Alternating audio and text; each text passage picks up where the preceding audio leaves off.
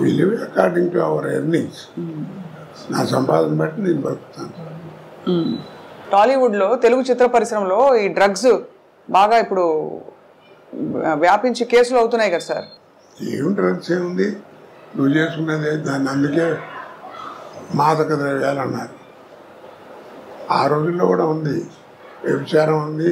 ఉందా సార్? ఆ రోజుల్లో ఏమో మా చింతనంలో ఏదో ఒక గ్రామం, ఒక విలేజ్, దానికి ఒక పద్ధతి, ఒక ఇది ఉండేది. ఇప్పుడు అక్కడ దాకేందుకు మన వాళ్ళు పర్మిట్ అని పెట్టారు మందు తాగడానికి. అది మరీ ఒక్కళ్ళ కూర్చుంటే అయితే బాగుండదని కొన్నాళ్ళు అయ్యేటప్పటికి కాస్త నలుగురు కలిసి సరదాగా ఎంజాయ్ చేస్తే బాగుంటుంది, అనవసరంగా అలాలు ఉండవని క్లబ్బులను పెట్టారు. ఇప్పుడు ఆ క్లబ్బులు పోయి పబ్బులను పెట్టారు. ఇప్పుడు ఆ పబ్బులు పోయి 4 కోట్లు పెట్టి ఇల్లు కట్టాడు అనుకోండి, మా ఇల్లు చాలా బాగుంటుందండి ఆయన అన్నీ చూపించి, ఇది మా ఇంట్లో ఇది పబ్ హౌస్ అంటాడు. అది గొప్ప, అక్కడ బార్ ఉంటాయి, అదే ఇంట్లో బార్ పెట్టాడని గొప్పగా చెప్తారు మనకి. మా ఆయన రోజు నన్ను కొడుతున్నాడు, ఇది తాగొచ్చి దాయితే ఏమవుతుందని పెళ్ళం అయింది అనుకోండి, ఏమవుతుంది అది బతుకు. అది మర్చిపోతున్నారు. మా ముందు కాబట్టి కట్టించామనుకున్నారు. అదేంటే మాదక ద్రవ్యాలంటే మాదకం చేసుకుని తాగితే బ్రెయిన్ పనిచేయదు. అంటే ఒత్తిడి వల్ల అవుతుందో మరి.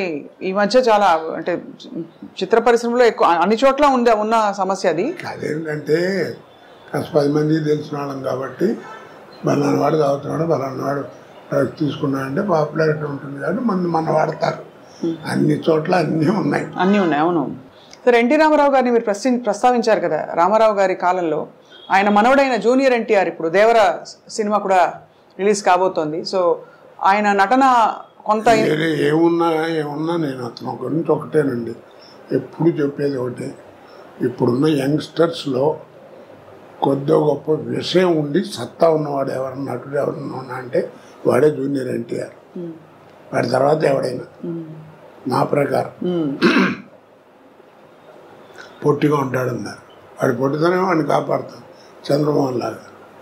ఎందుకంటే వాడు ఎవరికి కాంపిటీషన్ కాదు, వాడికి ఎవరికి కాంపిటీషన్ లేదు. పైగా పద్యం ఏ విషయంలో డైలాగ్ కానీ, డ్యాన్సుల్లో కానీ, మా ఏదైనా యాక్షన్లో కానీ విషయం ఉన్నవాడు వాడు.